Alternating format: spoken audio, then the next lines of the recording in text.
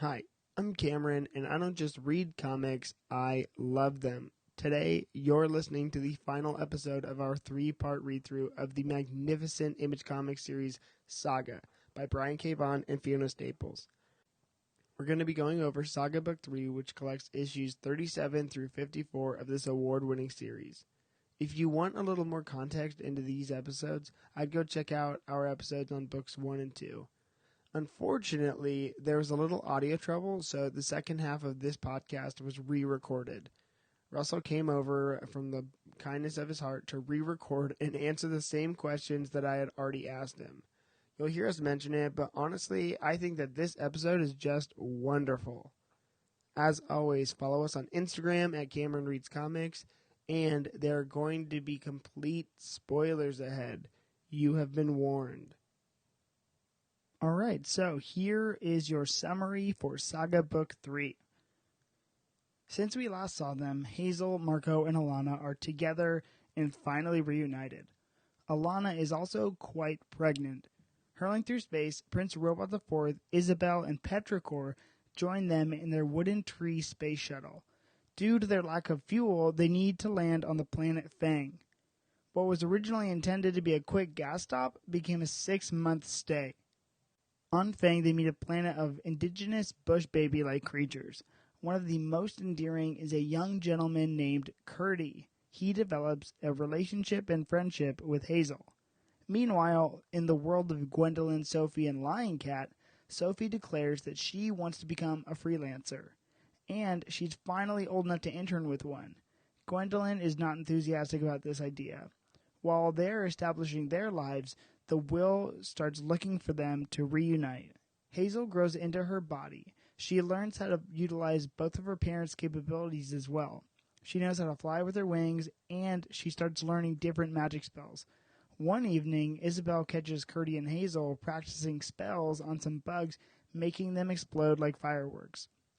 Isabel tries to help Hazel realize that she's being cruel, but Hazel says some really terrible remarks and yells at Isabel to leave her alone. Prince Robot IV finds Isabel outside, and he says that they need to get back to his son Squire. In order to cross the war-torn planet, Isabel agrees to go as a scout. Early on in her journey, Isabel runs into a new freelancer known as the March, an alien with 2 heads and a magic bullwhip. The magic about the bullwhip is that they can wrap it around a ghost, like Isabel. They find out that Isabel is soul-bound to someone on that planet. They have the power to kill Isabel.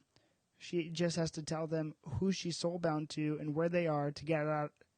She just has to tell them who she's soul-bound to and where that person is in order to get out alive. Isabel doesn't spill, and unfortunately, it leads to her death. Hazel feels the loss of Isabel deeply. They were soul-connected. She felt Isabel's loss deeply within her soul. She regrets it even more after their unfavorable last interaction. En Wreath, the Will finds himself in trouble. He gets fired from being a freelancer. While he gets this call, he's hooking up with a female alien and her boyfriend walks in. The Will tries to use his lance on the guy, but it has been deauthorized and thus deactivated. He makes it out alive, but he's no longer the Will anymore. He's just Billy. Hazel and Curdy talk about where they go after they die. Curdy's people are super religious, and they think that there's a place they go after they die. Hazel doesn't believe in anything. And in this weird conversation, Hazel kisses Curdy. Gwendolyn and Sophie find themselves in a meeting with Special Agent Gale. During the meeting, she swaps a mysterious box that has the potential to cause a lot of harm. Gale takes this box and threatens Gwendolyn's life if she gives the news to the press that she, Amuni, was collaborating with Landfall. Due to his grieving of his missing son and the post-traumatic stress that he has had in his years at war, Prince Robot IV takes some old fadeaway. He reveals that he has feelings for Alana. In order to coerce her into sex, he points his armed cannon at her and her unborn child, but eventually transitions into pointing it at himself. Robot wants to commit suicide. Petrichor receives some news that the planet Fang is headed towards a time suck. This means that nobody on the planet will make it out alive unless they leave Fang right now. Petrichor tries to convince Curdy's mother, Jabara, to round up everyone and get out. Jabara has faith that her god will deliver her and her family to safety.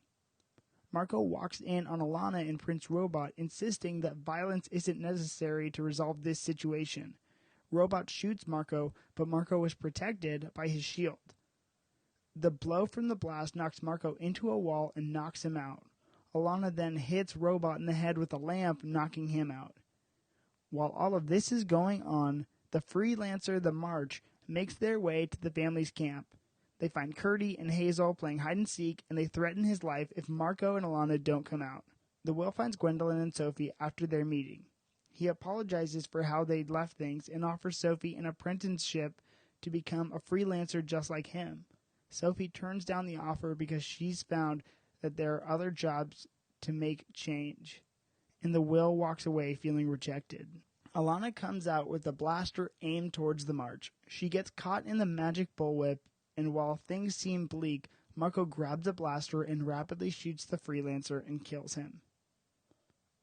Petrichor takes the fuel from the March's ship and urges them to get out while they still can. Alana and Marco offer Jabara's family a place on the ship in order to avoid the time suck, and Jabara says that they have no intention of leaving Fang. Alana desperately pleads with Jabara to come aboard, but Jabara believes that her family will be delivered into safety. The Landfall Coalition forces are outside the time suck. They are expected to release the current payload, meaning the mysterious box that Gwendolyn gave to Gale. It initiates the time suck. The family's rocket takes off in time, but it is a super rough takeoff.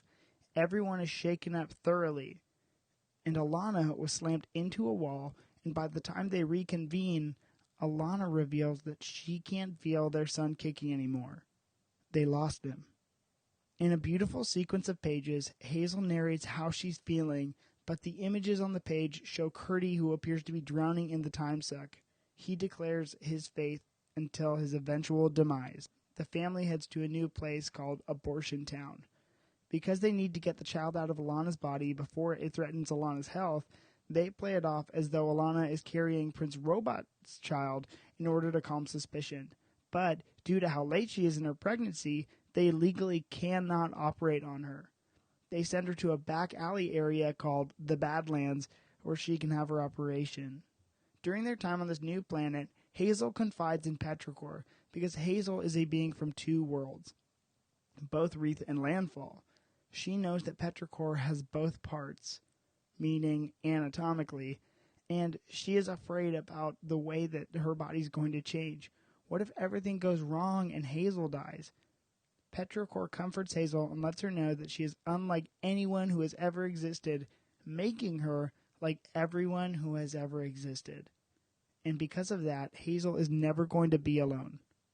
Marco blames himself for the loss of their son, convinced that violence always has a cost. Alana believes that it happened because the universe is cruel and random. Oddly enough, while this conversation is happening, the group gets attacked by a bunch of giant turd monsters. Yes, you heard me, Collector. Yes, you heard me correctly. These are monsters made out of feces. And in the battle, Alana blasts fire from her hands, defeating the foes. Alana is gaining magic ability due to her son's magic ability inside of her body. This culminates in a huge way when the unborn Curdy materializes in front of them on their way to the Badlands. This astral projection takes a heavy toll on Alana's body as well as an emotional toll on the family. While the family is on their way to the Badlands, Petrichor is left back at Abortion Town and almost gets robbed by some local thieves. Prince Robot IV rescues her, and they share a drink and eventually a kiss. At the abortion clinic, as Alana is in her surgery, Hazel and Curdy bond privately as brother and sister one last time. Curdy asks Hazel to sing to him a lullaby before he dies, and she does. She sings him one that Isabel used to sing to her, and she does this as Curdy fades out of existence. The will gets kidnapped, and in the commotion, Sweet Boy is shot, and the will passes out reminiscing about his childhood. He was abused by his father as a child, and the person who rescued him was his uncle, a freelancer. When he wakes up, he's on a ship captured by a woman named Ian. The will had killed her lover, and she is seeking revenge. The will now becomes her slave. Eventually, Marco, Alana, Petrichor, Hazel, and Prince Robot IV return to the planet housing Upshur, Doff, Squire, and Goose. Hazel meets Squire for the first time, and she recognizes him as her new brother. Prince Robot IV and Petrichor's romance becomes more serious. She wants to keep it casual, while he wants to make it serious. Upshur and Doff offer Alana and Marco the choice to share their story for the worlds to hear in order to protect their safety. They could end up living on Upshur and Doff's homeworld. Squire and Hazel become closer as siblings do, and they fight like siblings do. Unfortunately, Squire steals Hazel's favorite toy, Punk Conk. Prince Robot comes to Upshur and Doff one evening and reveals to them that the destruction of Fang wasn't some accident. It was caused by the Landfall Coalition and Wreath's teams partnering to use a WMD to lead it to the time suck. He will cooperate in sharing that story in order to get the same deal that Marco and Alana are offered. Squire tells Prince Robot IV that he wants to visit his mother's grave. As Prince Robot is explaining to his son why he can't visit the kingdom that they've been banished from, Squire brings up what the will said about his father. Robot had killed the Stalk, an innocent woman. In anger, Robot starts to choke his son, but he apologizes. He just wants to start over with his life. Marco recently decides that he wants to become a writer. He's even written a secret book. Alana is so proud of him. During this time, Doff is wandering the forest in order to get a photo of a beautiful alien. He stumbles upon Ianth and the Will. They threaten to kill him if he doesn't tell them where Marco and Alana are. Doff jumps on Ianth and tries to subdue her, but she fires on him.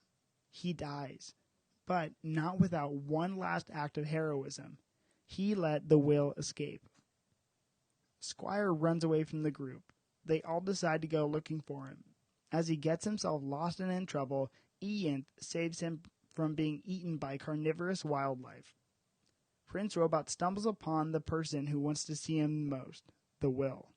The Will reminds Robot how he unceremoniously killed the Stalk. Upon his searching for Squire, Goose stumbles upon Doff's dead body. Petrichor realizes that they aren't on the island alone and shoots up a signal flare. Ianth is holding Squire hostage and threatens to kill him. In order to become a martyr for Marco and Alana's family as well as Squire's life, Prince Robot offers to show the Will how he can kidnap Hazel. Marco overhears this happen. The story cuts to Squire and Ianth. Alana comes in time to save Squire, but she gets shot in the process. Upshur retrieves Ianth's weapon and shoots her with it. She reveals to Upshur that she killed Doff and begs him to kill her. Upshur doesn't. In order to save a robot, Marco lies to the Will that his entire family had left the island. It's just them three now. Marco says that he'll surrender without a fight if the Will lets Prince Robot IV go. In two of the most bombastic pages of this series, the Will says, "Pass," and continues to rip off Prince Robot's head, murdering him. Marco charges towards the Will after watching this brutality, and the Will tries to use his lance, but it breaks on him. Marco tackles the Will off of a cliff, and they crash into Ianth's ship. Marco starts to strangle the Will, and to get Marco off of him, the Will ignites the ship. As they start hurtling towards the atmosphere, Marco creates lightning with magic. He electrocutes the ship and effectively the Will. Marco knocks out the Will. He grabs his shield with the intention of killing him. He decides that that isn't who he is. He looks out the window of the ship towards the planet he just left with his family on it. And behind him, the Will plunges his hand through Marco's chest. The story pans to a beautiful moment of Hazel and Marco on the beach. Marco describes the beauty of childbirth, while Hazel is distracted by the fact that she came out of her mother's womb at the same time Theseus does. In Hazel's final narrations of this volume, she says, "I started out as an idea, but I ended up something more. Not much more, to be honest. It's not like I grew up to be some great war hero or any sort of all-important savior. But thanks to my parents, at least I get to grow old. Not everybody does."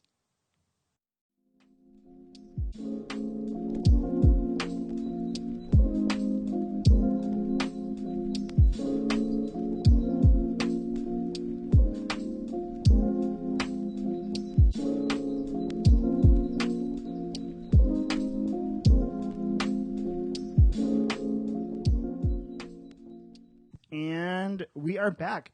Hi, Russell. Hey, how's it going? Russell, we made it to episode 3. I know, we're here. It's like exciting and scary, all of those things. Oh my gosh. That sounded like a narration that Hazel would do. Yeah, that's true. I would need to be a little bit more ambiguous, though. I feel like She is. I'm like, mysterious. sometimes I feel like Hazel's narrations are a little ambiguous, but then I'm like, Brian K. Vaughan, are you just that good? You know? Mm-hmm. Yeah, there was some. I mean, even on the topic of narration, of the mirroring of the her famous line of "Thanks to my parents, I get to grow old." Oh my gosh. Not all of us do. Not all of us do. I'm like, actually, here, let's just get into the freaking 3rd volume. It's crazy. So when we talked about Why the Last Man, when we were reading it, and this isn't spoilers for Why the Last Man for my listeners, but Brian K. Vaughan is very intentional and thoughtful about how he is crafting the grand narrative of his stories. When he started Why the Last Man, he already knew what the last panel was going to be. And so you see allusions that happened in the first issue now paying off 54 issues later. Yeah. Yeah, it's pretty insane. And did you notice that Alana in Volume 3 had said, this has taken place over 7 years? Yeah, with the whole, it's been 7 years since you proposed, that whole thing. Yeah. Yeah. It's really well done, too, to like kind of keep you engaged in seeing the broader picture of the story for that 7-year period. Yeah. You know what makes me think is that the issues that have been coming out, because Saga, standard comic issues are coming out weekly or like monthly. So the weekly comics or the monthly comics that are coming out are what's happening in the story in real time. Like, because, if you think about it, 12 months a year, 54 issues, that's about 6 years. Oh, yeah. So it's like, dang. Wait, is that 6 years? I don't know, but it's long. It's more than... That's all. It's like 5 years. So I'm not a mathematician, okay? It's okay. Russell, thank you for your patience with me. Okay, so Russell, Volume 3. Let's just same question I start with every time. What'd you think? Yeah, it was a lot. It was not a lot in a bad way at all, a lot in a great way. Just it felt like it hit harder than the other 2 volumes for sure, because now we have these characters that we have built up relationships with, and with some of them, we're beginning to have to say goodbye to those characters. And so I think it felt somewhat taxing in that sense. But I mean, I really thoroughly loved it and enjoyed it. I think these volumes are getting easier and easier just to fly through, because they're like so gripping. So I can't like put it down when I'm like kind of in a reading session.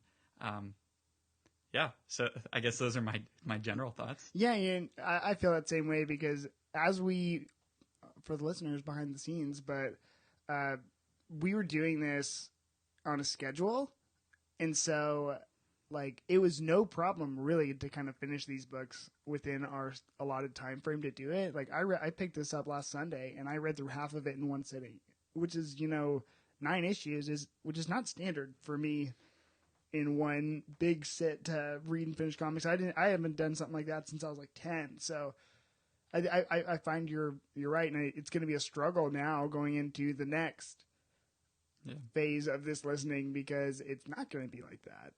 Right. Yeah, that's true. Well, I think I might just go back to reading it monthly because post issue 54, this book is on hiatus. Right. Yeah. It's a tough thing to especially get to where we ended here, and to know that I don't have an ending in hand for the whole narrative, and that I need to kind of be patient with that. That's a hard thing for me to tell myself to do. Yeah. So Russell, do you have a favorite moment in book 3? Yes, I do.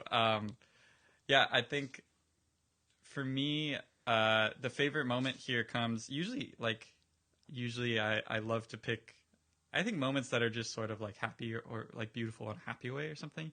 This moment was like kind of tragically beautiful or something like that. Yeah. I loved the panel, like the art for this and like the expression here, but and then also the meaning here. But this comes when they're about to, like, Squire just decided to run away, and they're about to go on the search for Squire, try to find him. And they're telling Hazel, like, stay back, wait on the ship. And she's like, I want to come with you. And then she pretty much says, do you pinky promise you'll be right back?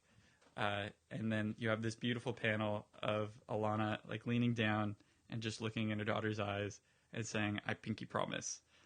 No, she says, I don't pinky promise. I pinky swear. I pinky swear. Okay, sorry. Russ, come on, man. It's right in front of my eyes. I just decided not to read it. Russ rejected that. Wow, I literally the same thing. I don't. No, one is a promise and one is a swear. Okay. Swear is a guarantee. A promise is like, I'll do the best I can. Russell disagrees. I guess I didn't know the rules. But that's okay. I pinky swear that I will teach you the rules. Now you know the difference. Okay, Russell's really pissed that he hit his mic. Yeah, so, actually, you know what my favorite moment was? Which is, I guess I had a kind of different favorite moment in this text. Mine was when Alana was having her operation post-abortion town, and she goes in and she's seeing ghosts of her non-existent son or unborn child, of what he could have been, and the interactions between him and Hazel were so heartbreaking and like tender, but also so sweet and wholesome. And it was when she was getting her I guess, I don't know, and I don't mean this to be offensive, but is it an abortion? Yeah.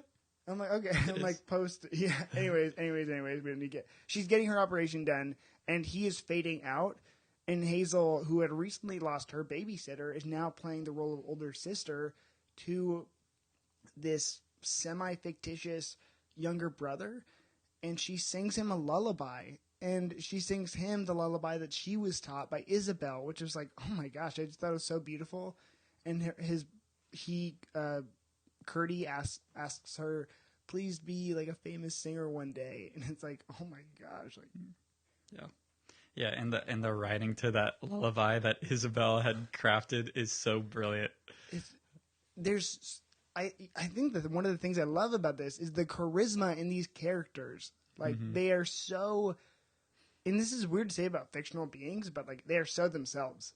Yeah. Like we could hear Isabel singing that lullaby. Yeah. It's weird to have, like, it's the ghost of Isabel, like, still with you. And Isabel herself is like this ghost of a character that's like a fragment of who she was in her own life. It's like this weird, like, even after her ghost life, she's still like kind of haunting you with her legacy and her memory. Yeah, I think that was, a major theme in this book, as opposed to the others, is kind of the impermanence of people and then their lasting effect on you. Yeah, and yeah, that's a good point. Going in, did you have... Oh, wait.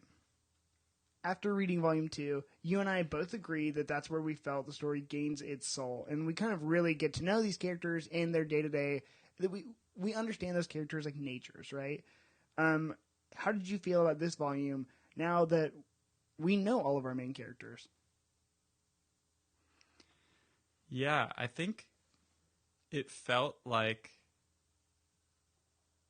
I think to me it feels like once we get to know, maybe this too is like I'm partially conditioned by Why the Last Man. It's like I'm afraid when I know too much about my characters, Right. because then maybe bad things are gonna happen, and so it kind of felt like we have all of these characters, we know what they stand for, we know their values, we know a pretty decent amount about them, and now it's like, and now we're going to see what the logical conclusion is for each of them and what like is going to be brought about, which feels like it's going to be drastically different, at least in its meaning, from character to character. Like I can't stop thinking about like Marco and Robot the Fourth, who are like the significant kind of catch you super off guard deaths that occur right in the last issue here. Mm-hmm. And I mean, with those two, it's meant to hurt you when each of them die, because those are people that you've both gotten to know so well and learn different things about. I mean, really, like two of the top 5, at least, if not. I mean, Marco's like top 2, right? Like who the story is centered around, essentially. To especially some extent. with how much you and I in these last episodes have been talking about him. Yeah, and so like it just feels like this has been a volume of like Saga 3 has been a volume where it's like, okay, now we have all these characters, and now like things are just going to start happening to them. Good, bad, ugly, tragic, all of the above. Yeah. Yeah, I think you're right, because I think where we really kind of adored book 2 is where Alana and Marco had the first 2 volumes are kind of these characters and figuring out how they interact with one another. It's like they're dynamics, you know. The Will is just getting Sophie and meeting Gwendolyn, and Marco and Alana are like, okay, we have this baby now, but we barely know each other, so we're gonna figure it out. And then volume 2, they have their big blow up, and it's like and so and we're separated from our kid, and now it's like, I guess they're one big cohesive family unit, and how now that we know each other, we are comfortable with each other. We've been together for 7 years.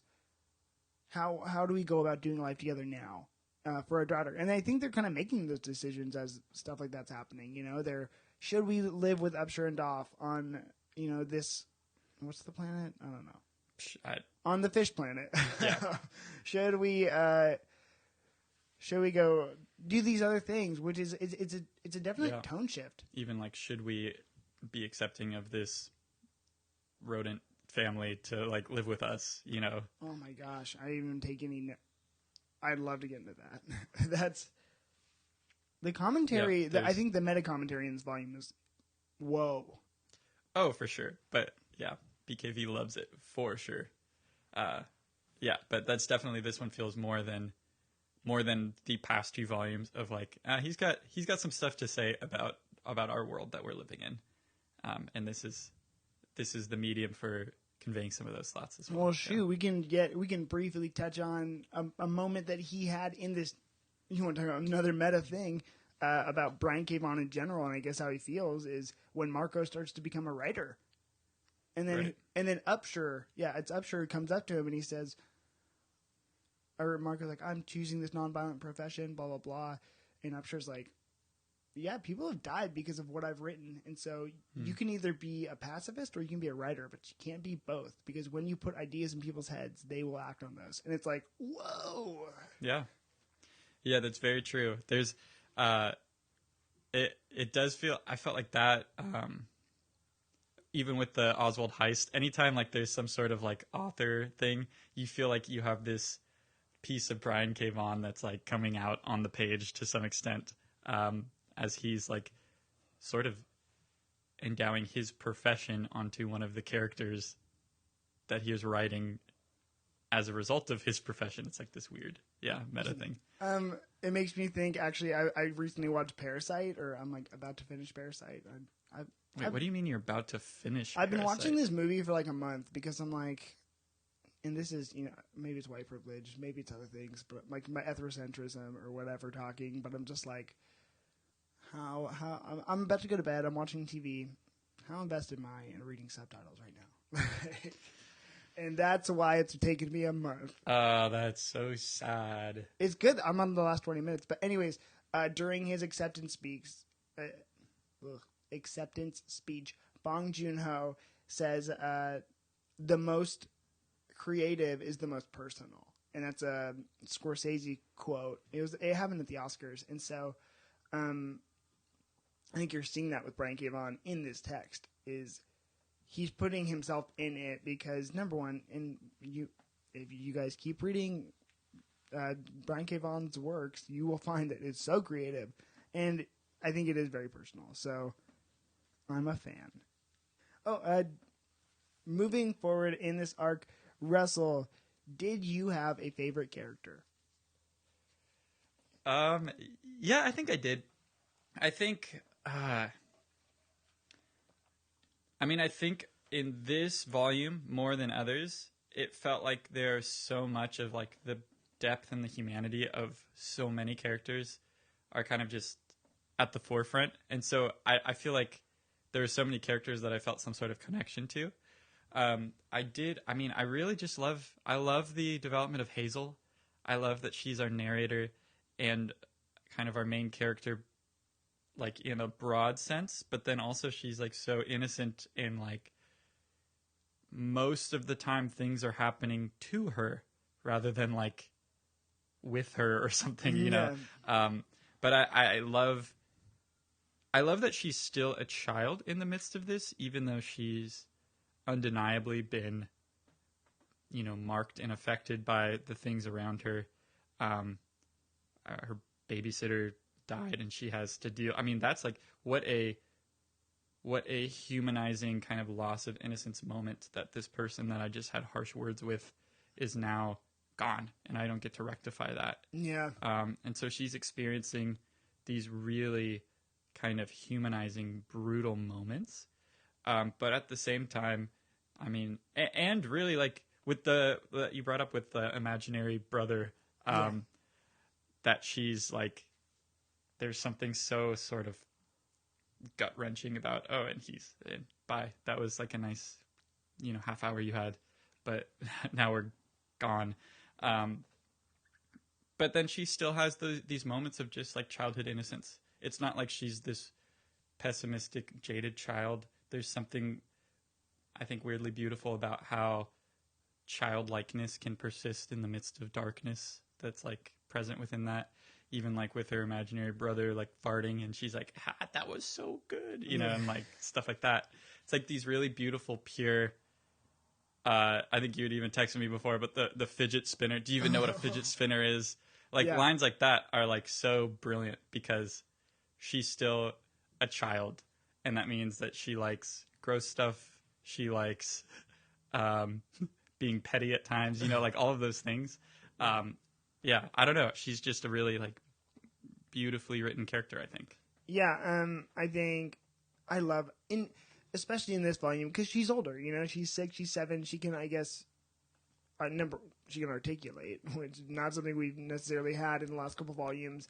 But I think you're seeing her story really come alive now because previously, obviously, it was Marco and Alana and like, what are we going to do with this baby that we have that we want to keep safe? And now it's Hazel had her first kiss in, you know, this volume and the way she's describing it and the way she's making her own sense of the world. And we're watching that happen in real time, which is special.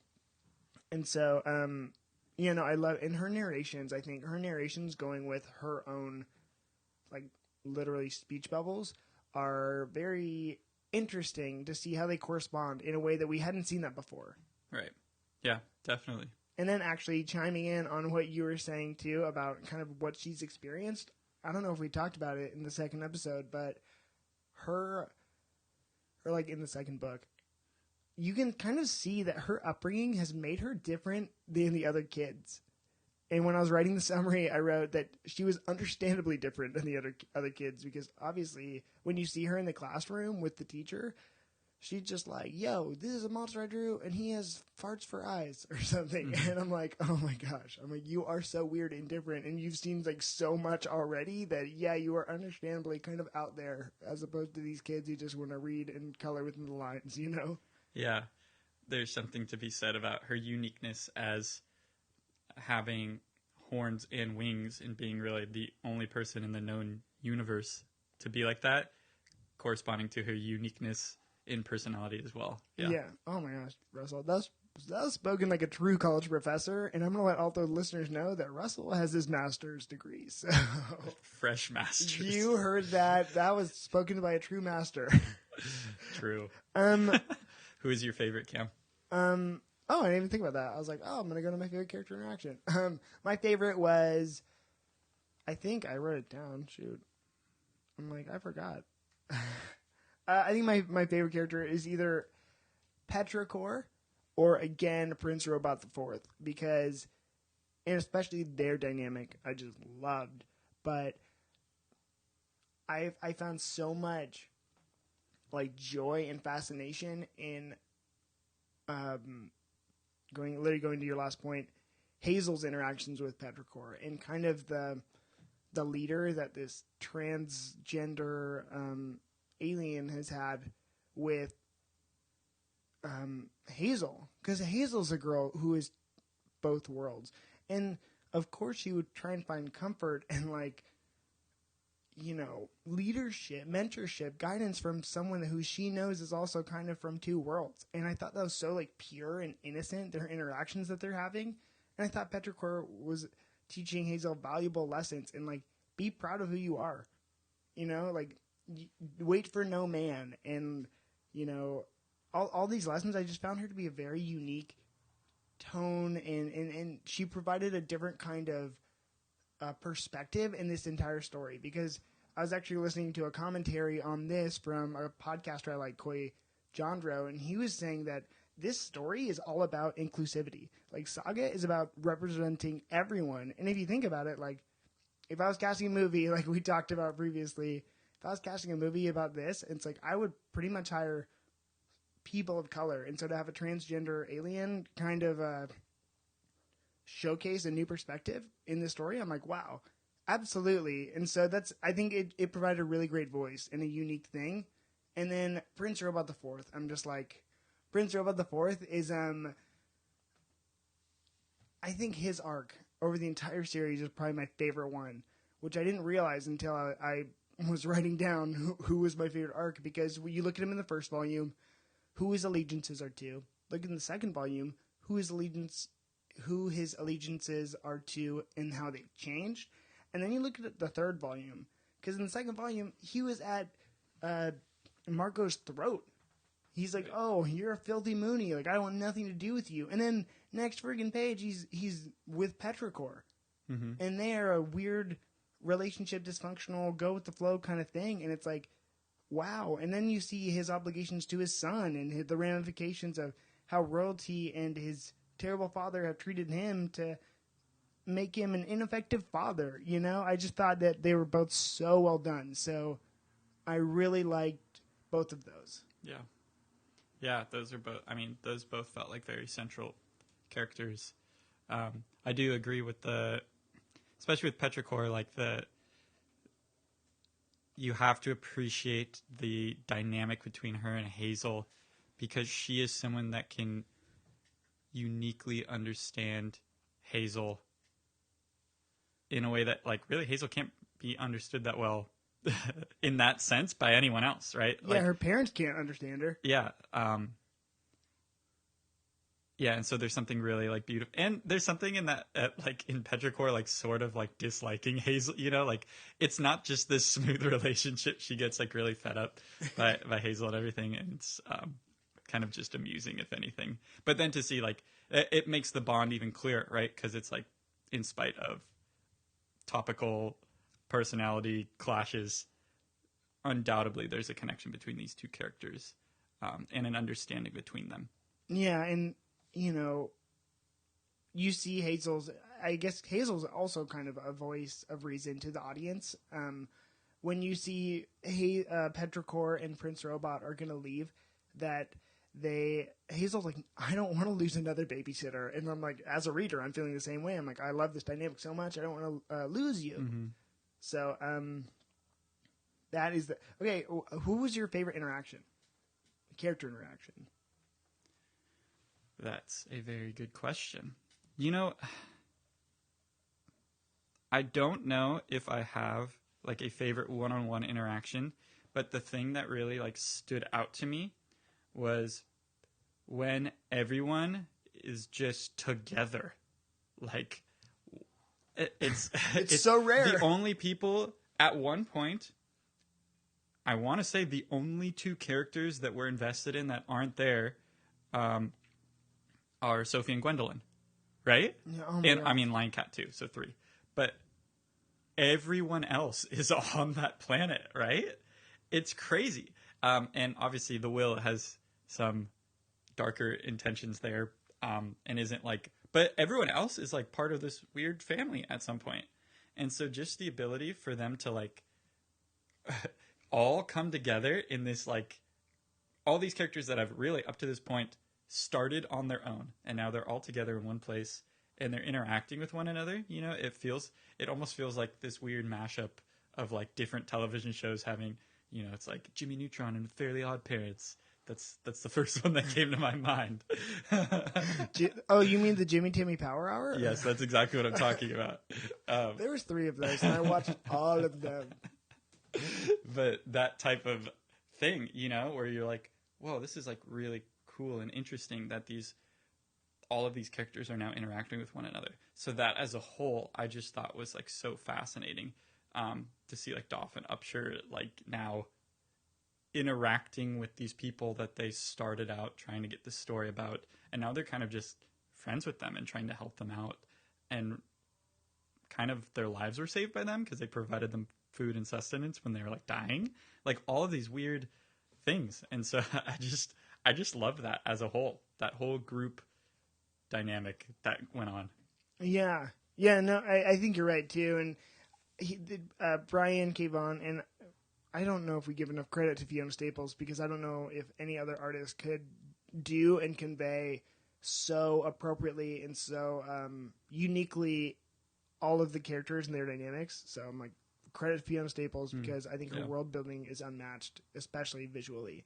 But I think, all of the relationships between the characters too, and how, because we know how Alana and Prince Robot feel about each other. We know how Marco and Prince Robot feel about each other. We know how Hazel tries to watch his TV head while they're sleeping. Mm-hmm. You know, it's like stuff like that. And so I think that all of those interactions between characters are so well done. And so I agree with you, because we have very specific feelings that they have towards one another. And then my favorite character interaction was, I think, after the really heartbreaking moments that we had with Curdy and Hazel, going in to see Hazel and Squire become a pseudo family and pseudo brother sister. I just thought that was kind of the uplifting that we needed, because literally the 6 black pages that we had of emptiness and really like sadness after losing after Alana's miscarriage, I was like, ooh, I could really use something to. That was after Curdy, I think, right? Yeah, it was like yeah. They never got to meet. Like, she's like, I can't feel I'm kicking anymore. 6 black pages, and then but then having the Squire relationship, and Squire, you can see the difference in their upbringing again, because Squire is very much, he wants to be like a prince and he wants to be noble, and so the first time they meet is him saying, "Are you a fair maiden?" And then he's like telling his father, he's like, "I want to meet, I want to blah blah blah," and Prince Robot's like, "Okay, whatever, kid." and then he meets Hazel, and Hazel's like, my favorite interaction. I just sent Russell a photo of this panel, because it's just my favorite. Is Squire saying, "Are you a fair maiden?" And Hazel's like, "Yeah, but do you know what a fidget spinner is?" I'm like, yeah. I think that is perfect. And like, people can critique it because they think that it dates the story. But I'm like, that is just spoken like a true parent, of Brian K. Vaughan having kids who are using fidget spinners. So yeah. it was And then I actually think what they did really well too is that, yes, they had this big romantic moment of, yes, we can be a family. But I think the next interaction we see with them is them going blow for blow fighting because homie Squire took Ponk Conk. Yeah. And they were at each other's guts because guess what? That's what kids do. You know, they're so visceral. And so I liked it. Mm-hmm. Yeah, definitely. That was a really nice interaction. I was like, I love that too. But I couldn't say because I knew it was going to be yours. Russell's like, no spoilers, but also all the spoilers. Okay. There were some major deaths in this story, and especially this volume. And by major deaths, I actually mean incredibly major deaths that happened. So is there any one that stuck out to you more than the others? I mean, they all hurt, right? Yeah. They all hurt so much. They all hurt in different ways. Yeah, I think just I think the Marco Robot the Fourth dying within like a few panels of one another. Both of those together, it's kind of a crushing thing. It's like a lot to process, like when you're reading this story and these two central characters that have had so much time on these pages are now just done. So I think those stood out to me. And I was even trying to like kind of process those deaths, I think, a little bit of just like what was the meaning here? What do I see as like the meaning here? Because I think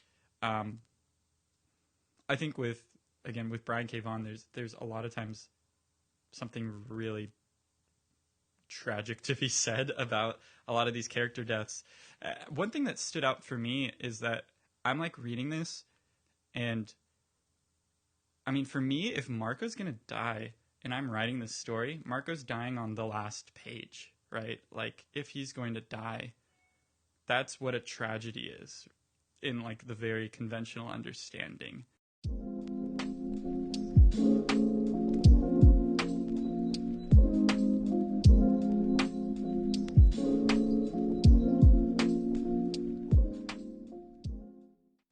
Going back to where we left off, you were talking about Marco. You were talking about Marco's example of Shakespearean tragedy and how his death kind of goes against that. Could you elaborate on how killing your protagonist in part 3 of potentially 5 goes against the true tragic storytelling form? Yeah. I mean, I think it's just like because I guess we've been talking sort of about Shakespeare, right? And it's like, okay, if you read like all of the tragedies or something, like even the ones where it's like, I don't know, even the ones where characters die in the middle or something, there's always like the big tragic death at the end. And a lot of them, that's just like the standard procedure, right? You're in Act 5, you're getting towards the end of the wire, someone you love is about to die if you're reading a Shakespeare tragedy. Right. And usually that's like the marker there. And maybe people will die along the way, but like the people that you're maybe most invested in tend to stay around until Act 5, and then they'll get axed, right? Mm-hmm. But what's kind of shocking is, I mean, you want to say that the two people, I mean, maybe you're most invested in Hazel because Hazel's the narrator, I suppose. But besides her, like the two people who the story has been fundamentally about up to this point have been Marco and Alana. And so, yeah, it's like I was caught off guard by Marco's death because I think I'm just operating, and I think probably most of the audience is operating under like pretty normative, a normative understanding of what a tragedy would be. It's kind of just ingrained in our bones. So like the most tragic thing to do ever is to kill your character on the last page, right? And so that's not what happens, right? All of a sudden, Marco's just dead. And you're like, whoa, what happened? Oh, so you're sort of caught off guard by that because he still gives you everything you want in this character so that you love them and that you understand them before he kills them. So I think you're right. And actually, when I was kind of going over Isabel's death, there is sort of a completion. I think he did a great job of completing their arcs before he I guess put them to rest, because he killed in Isabel. She has that moment with Prince Robot the Fourth right after Hazel and her, like Hazel yells at her. Isabel comes in to Prince Robot the Fourth and she says, pretty much, these people have given me the galaxy. You know what I mean? Because she was supposed to, being someone or a ghost attached to Hazel's soul, she has now the ability to leave her planet because she is attached to Hazel. And so by giving by that attachment, she's able to see the world in a way that she never would have been able to. And so she's so grateful. And you have this big upwelling kind of tender moment really quick while she's talking about how much she loves this family. And that kind of is a conclusion to her arc, you know.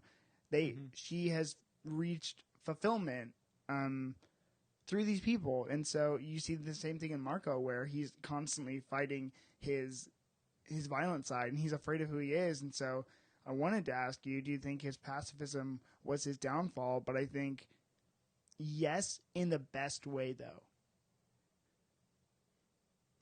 Right. Yeah, it's kind of... Russell was like, you guys couldn't see his face, but he was like trying to piece together what made total sense to me, and he's like, maybe. No, I think I'm tracking with that. It's that Marco definitely died because of his ideals, because if he were to...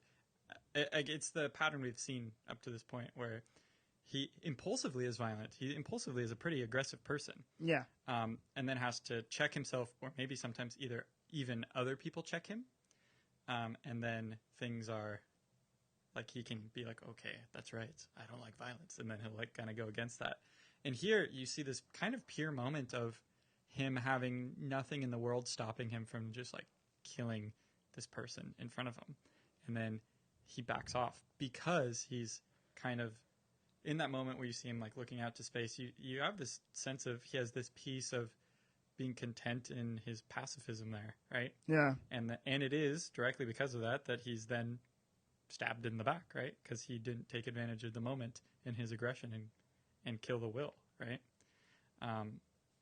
So I think it's very much so kind of meant to give us a sense of, like, raise that question, are your ideals worth dying for, right? And maybe some of them are not, and maybe some of them are. And it's kind of like begging the reader to ask that in themselves, right? Which of my ideals are like, I'm so sure and I must stand for them, that even if it were to compromise my life in some sense, would I mean, you know, intellectually say now, maybe not in the actual instance, but would I intellectually say that I want to defend this, you know? Yeah. And that's a point that Brian K. Vaughan really makes throughout the story, and especially this volume, whether we were talking about it last time or the time that got deleted.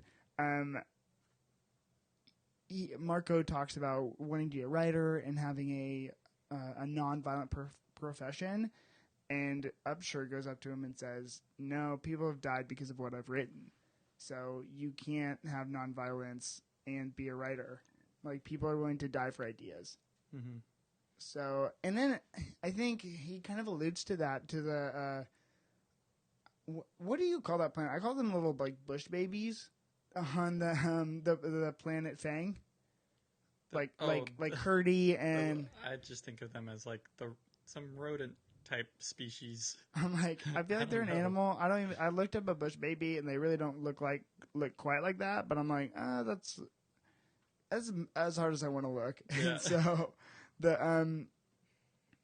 were willing, frankly, to die for their faith in this, I think it's his commentary on religion, but I think that they were really willing to die for this ultimate power that they found compelling, and it actually did lead to their downfall. You know what I mean? Would you consider that an ideal? Well, yeah, definitely. Yeah, but I mean, It's like there's a very weird meta conversation to be had about that, right? Of like, you know, you could definitely say, well, in terms of being in this world and not know, like, I mean, it's the same thing about us today, right? Like, we have our understanding of the reality around us.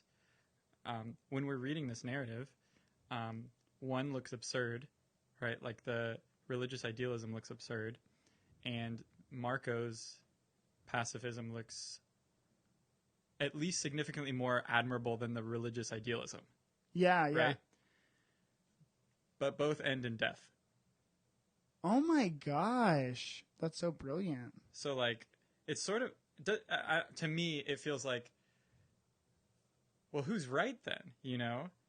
You can say, like, because we can look at that as like according to our own ideals and kind of our own morality or whatever, you want to be the pacifist person. The other person was sort of ignorant and just like affirming truths that went against the reality around them. Yeah. But then at the end of the day, it's like there's something which is sort of defeatist and nihilist to say, but like It is, but you know, I think the areas of gray that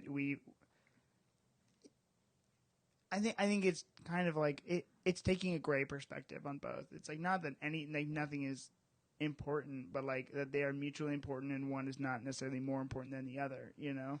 Yeah, and there's a sense of unknowing that we have about these things, right? Like, which one was ultimately the right answer, or were either even the right answer? Were they both wrong just because they led to death? You know, it's like that grayness is a good.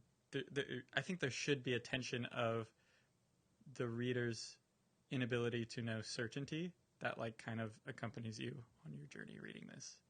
I think you're right too, because we find potentially, I don't know, maybe this is just a blanket statement that's I'll think about and will be untrue later, you know, with deeper thought. But I feel like the people that are actual enemies are those that have taken an absolute perspective. Because if this story is a critique on an intergalactic war where two sides have their feet in the sand, like the line has been drawn, which side they are on, those are the people that are constantly chasing our protagonists. Mm-hmm. And so it's a critique where, yeah, maybe not everyone has all the answers, and it's a lot more shades of gray than we actually believe, you know, or than are actually what you think are true. And so to see his critique on people that have drawn their line in the sand, you know what I mean, in pursuit of ideals or having a stance on ideals leading to their death. I don't even know how I'm trying to finish this, but like, by looking at that, it's a stance almost, you know, or it's a stance towards neutrality, not nihilism. Well, yeah, and I think there's there's something there. I totally am in line with that, and I'm even thinking in terms of like the saga characters, of like it feels sort of like, I mean, because Brian K. Vaughan is very intentional of sort of saying either side of this conflict is wrong, or there's wrongs. Yeah, it's like there's no hero. They're both kind of villains. Who? Like either like Marco and Alana? No, like okay. Yes. The Landfall and Wreath. Yeah, exactly. Like no one's on either side in terms of like the military people in charge. I don't think either side has been depicted as like, oh, here's a good person, you know, like the people in the like higher up positions are pretty like messed up, you know? Yeah. And it almost even feels like I've when you were talking, it reminded me of Prince Robot of like, here's someone who represented a higher up position who slowly descended into the more, I don't know as much as I thought I knew, the truths that I previously upheld. Like that's the whole petrichor thing, right? Like the truths that I previously upheld, I'm actually going to compromise a little bit. And I'm going to like go against those willingly. And I feel like he's, to some extent, he's rewarded by that, right? Like he sort of has like a rebirth or a revitalization in light of that. But yeah, that was just. And I think that's why he's my favorite character, because you see someone who is so staunch in their beliefs and their position in this war that he actively chose against those original beliefs, which is fulfilling and nice and fun, and we want to see that, right? So Right. I just think that when you look at a character, the reason I guess I like him the most is his arc is so bombastic. He isn't who he was, and we see that in each very explicitly in each of the volumes that we read. Because at first he was, all right, I got to go murk these people just so I can be with my pregnant wife, and then my planet isn't that great, and I hate my father, and now I defy my planet, and I go now into, like, I just want to be a father to my son. Yeah. Because he has nothing left waiting for him, Yeah, that's good. Yeah, I was like, what a neat little tangent. Okay. Next, we're going to... Let's talk about some of the deaths. I had no easy transition for that. So is there, like, a death? We talked about Marco's death. But what about, I guess, Prince Robert IV or Alana's deaths? Or, sorry, Alana's still alive. Spoilers for something that hasn't happened yet. Maybe by issue 102. Is there anything that has happened with Alana's miscarriage or Prince Robot IV's death that, like, kind of rang true in the tragedy to you or stuck out to you about those examples? Yeah, that's good. I think even, like, kind of based on what we were just saying, it feels like there's something... I don't know. Like, I'm even... Because to me, like, I kind of pair Marco and Robot's death together, maybe because they happen within, like, 2 pages of each other and stuff. But, like, it's interesting to kind of reflect on those deaths and to think, like, about what we've just been saying of Robot's death sort of feels more tragic, maybe, because it felt like... Dang, you heard it here first, people. But because it felt like he's, like, the pendulum's moving upward, like he was in a valley for so long, and it's like it's finally seeming like he's about to start going up a hill towards something like some better, like he's about to have his identity, whatever, disguised, and he's gonna live with his son and Petrichor, and things will be good, right? And so there's something that's really tragic about the sense of, like, longing and seeing the thing that the ideal that's going to happen. So I guess with Robot, maybe it's not even that it's more tragic. Maybe it's just different. To me, it just feels like it cuts deeper because it's like you're expecting redemption and greatness and happiness, and it doesn't happen. Marco, you respect that character as a whole more, right? Marco hasn't done as much shady stuff as Robot, maybe, even though he's still sort of shady. But for him, the tragedy is wife and daughter are now without husband and father. It's like a more traditional sense of tragedy in that. Like, it's more of like a role tragedy, that he's abandoning roles in his family that are important, rather than like a narrative tragedy that Robot experiences, if that makes sense. Yeah, and that's I think that's also very, very true with what we were talking about earlier. And I actually, upon thinking about it, I think Prince Robot IV actually had a really redemptive arc that was kind of true to his character. When you're talking about he was on the upswing, think about it, he kind of got what he'd always wanted in the first place. He wanted to be with, I guess, the woman he loved, and or the being that he loved, and his child. Is that not what he got? And he kind of honored himself because, and correct me if I'm wrong, but he lies to the Will, or I guess at this point Billy, to save Marco and Alana and their families. Oh yeah, totally. So it's like he is trying to honor, he's honoring the people that he was sent to go kill. And that is not who he was. And I think that's kind of a completed, I guess, narrative for him. And maybe the tragedy is that it was incomplete because he died. But there's a full, upswing there for him. And right. I think a good button to end his story. Mm-hmm. Yeah. I guess I just mean, like, I want him to rest in that, I guess. It feels like he's only had the upswing for, like, 2 weeks or something, Like, I want him to just statively have more time to be a father and to have those relationships, like, but I do definitely he does end at a point where maybe it's the high, like, because maybe the story keeps going without that, and he just screws up more and things suck, right? So he ends on like the highest point that we've seen him at in these 3 books, I would say. It's almost very reminiscent of of my boy Dango, because he was trying to redeem himself at the very end. Not that they're equivalent, but also, dang, they both had televisions for heads. That's all I'm saying. You're like, Cameron, that's a species thing. Yeah, and I'm all like, of them. well, I'm just saying. Yeah, no, I think it's a good, like, upon looking at that, and you and I talk about this all the time in Brian K. Vaughan's use of tragedy, is that he very much so earns it. It's never like, yeah. In your last episode, you were talking about how in sitcoms or television shows, they will add a new character in for a couple episodes, and then that character will die, and it's kind of lazy. But Brian K. Vaughan just gives us these moments with characters that are so personal and personable, where it's like we empathize with their loss, and it's never cheap. It's never.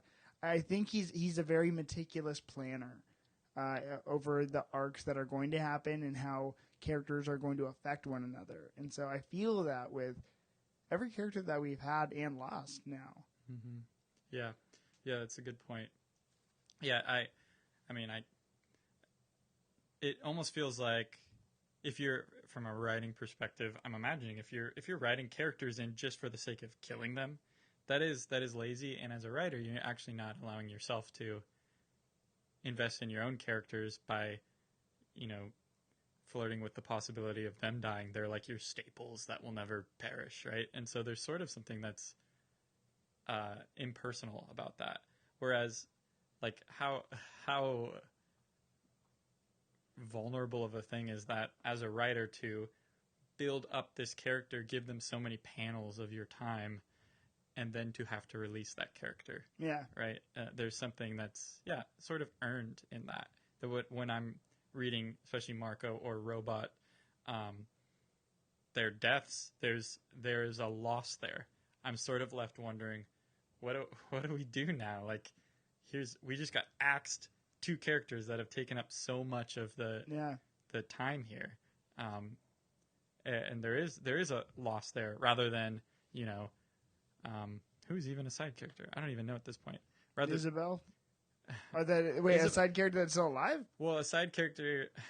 Yeah, I get. I mean, like there's Goose. Not, but even Isabel gets a lot of time.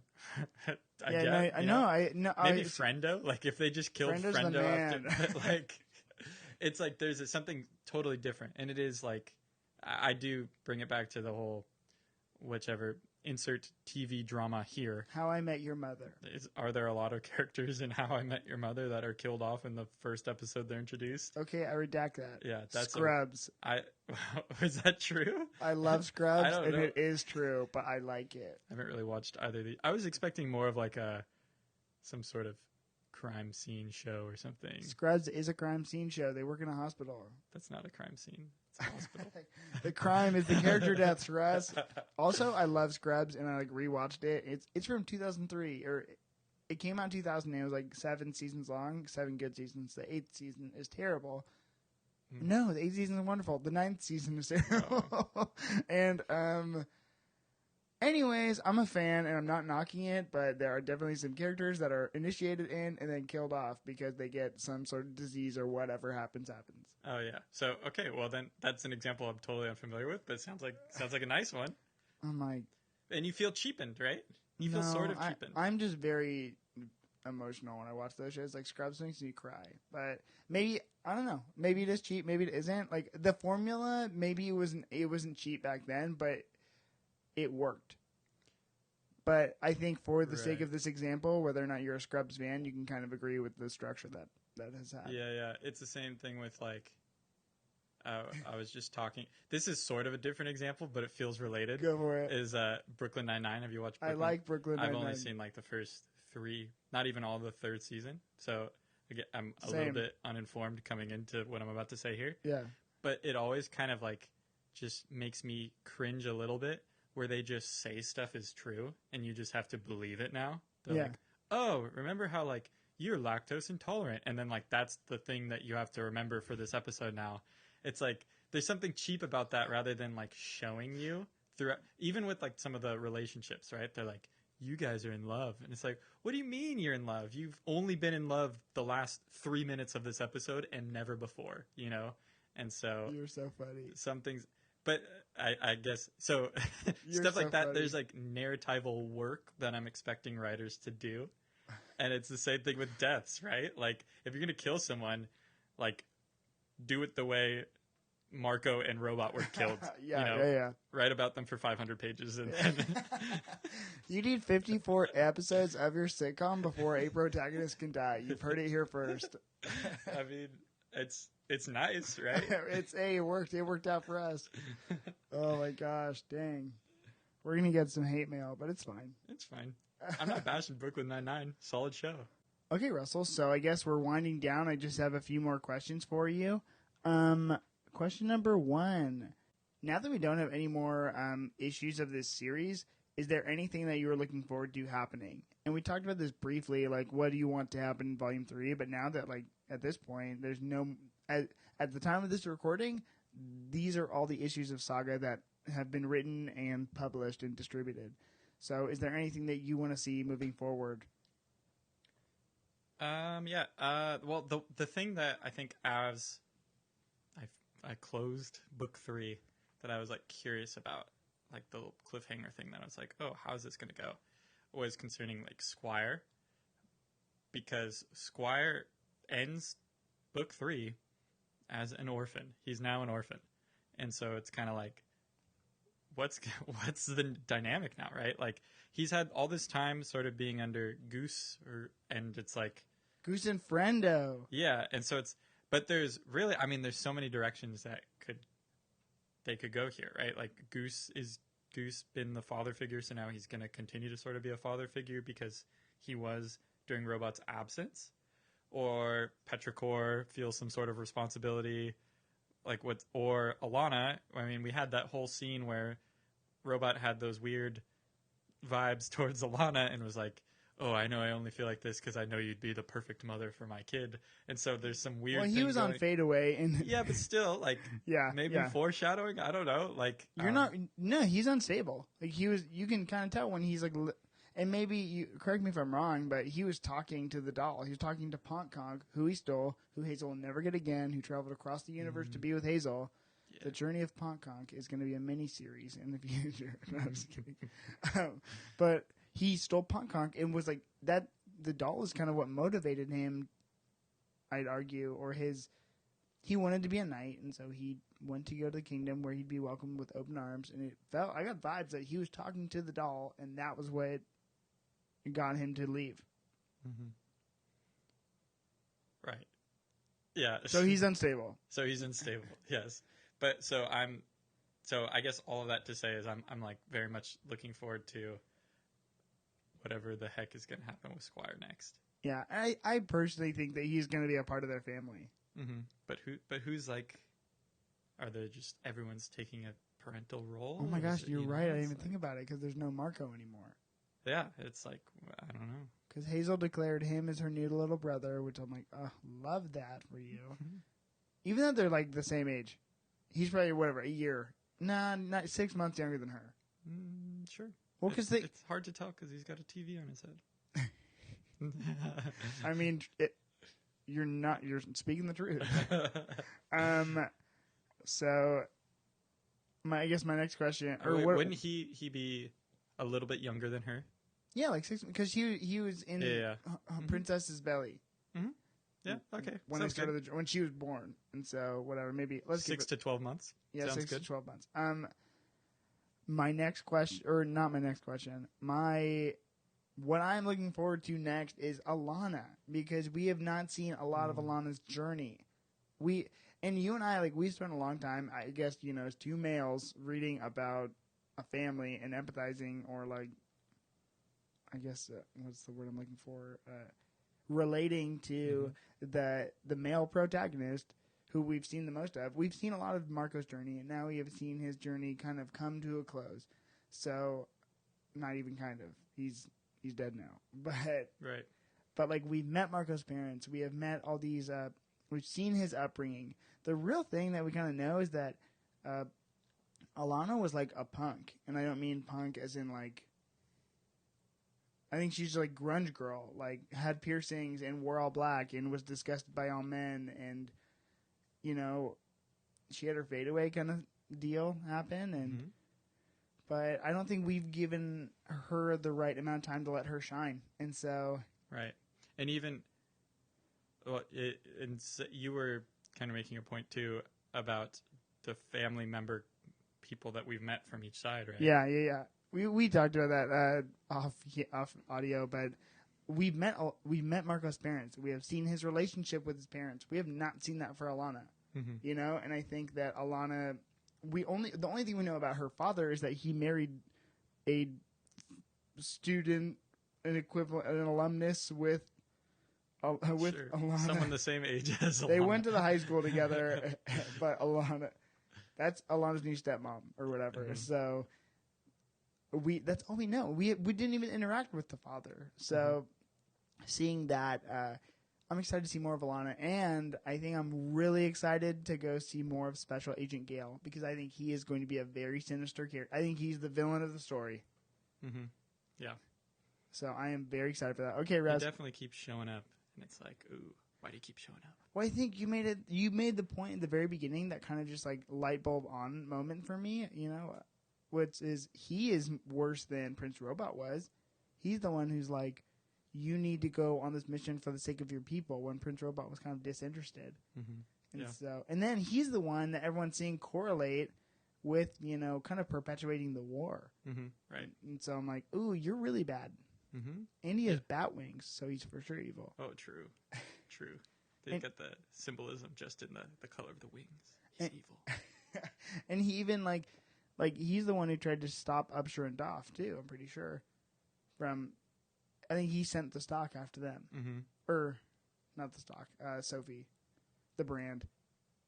Yeah, the brand. So I guess my last two questions for you are: number one, what would you rate this series out of 10? Not number one. Yeah. It's you know what's nice is that we're re-recording this, so I get to change my answer a little bit. Russell last ended with, I think, a 9.2. It was either 9.2 or 9. I think I ended with like a 9.2, and then I tried to like bump it, but it felt like. But now you've outed me for what my original score was, and so now I can't bump it up like I was. You can change it. Yeah, but you just said what my past score was. Okay, so. Russ. I can delete that part. But you're not gonna. We don't know. Russ, what was your last score? Or what's your new score then? It's probably 9.5. It's probably 9.5. That's a great new score. Yeah, because I thought about it more since that initial.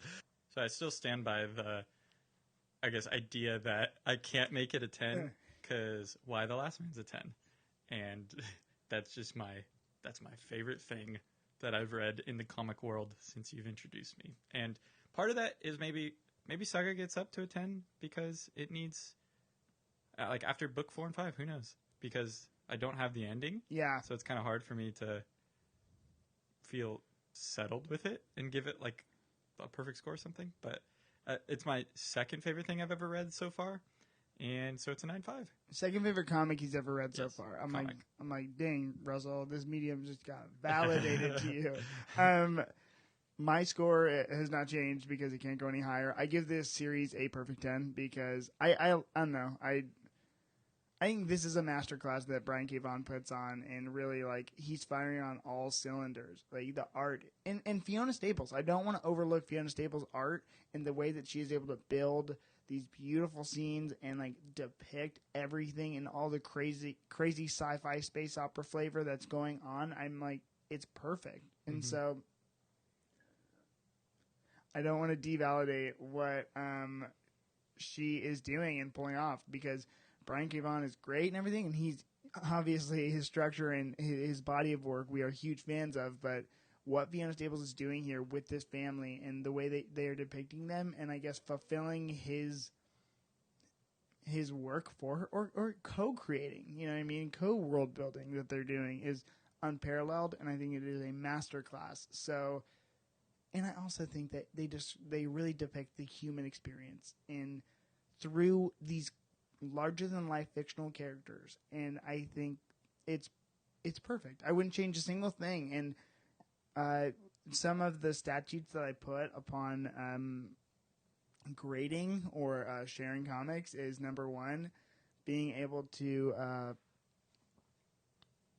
am I able to share this with someone? You know what I mean? Do I want to share this? And this is a story that, like, oh, you guys don't understand comics, or I want to bring validation to this medium. Here you go. All right. You don't think you understand? Here is what this medium is capable of. Or like when it comes to just like sharing what I'm interested in, or like sharing this medium with people too, in a way where, like, hey, you don't need to know 80 years of continuity. Here's a brand new awesome story for you. So I feel you. Right. So which is like kind of how you introduced it to me in the first place. Yeah. Well, I was like, oh, I want to talk about someone. I think Russell can appreciate this. It feels very Shakespearean, so. Anyways, Russ, here we are. Last question. Based on Saga so far, or what we have waiting for them in the future, what would you have them read or watch, or what other piece of entertainment would you give them? Because if they like this, or maybe you want to illustrate this to them. Yeah. Well, you know what? I've actually, like, within this conversation that we just had, I think I've like tacked one on that I was like sort of thinking of. I'll save that for in a second. But the initial two things, I mean, I think Brian K. Vaughan is a nice like author of tragedy, and it feels like he's continuing a line of tragedy in some way. Like, it feels like that, like, for me, one of the staples for Western tragedy, when it's done well, is probably Shakespeare. And so King Lear, King Lear is one of my favorite tragedies that really, like, I don't know, it feels like it has some parallels to Saga and the type of tragedy there. So that'd be one thing I would recommend. And also one of the, like, champions of tragedy, I guess, in Western literature, where tragedy is probably largely forgotten, is Cormac McCarthy. So I think, like, All the Pretty Horses, Cormac McCarthy does some really excellent stuff, kind of in the same way, in a totally different Western feel. Yeah. Yeah. And then the one thing that I was thinking of, and maybe this is a sin to say this, I'm going to recommend Marvel movies. Am I allowed to do that? Yeah, I guess. Well, I just think, like, even in the conversation of Robot, his sort of almost deconstruction over the course of however many issues here, to me, that's like it's reminiscent of the Captain America movies for me. Wow. Like, the deconstruction of a character over a set of films, to where film one, Captain America, and I mean, I guess you could say Endgame Captain America. Yeah, that's are totally different people, really. And it's a fascinating thing to witness and to compare. And in the same way, I think that Robot, it's a fascinating thing to compare Robot on the last page versus Robot when we first are introduced to him on the first page.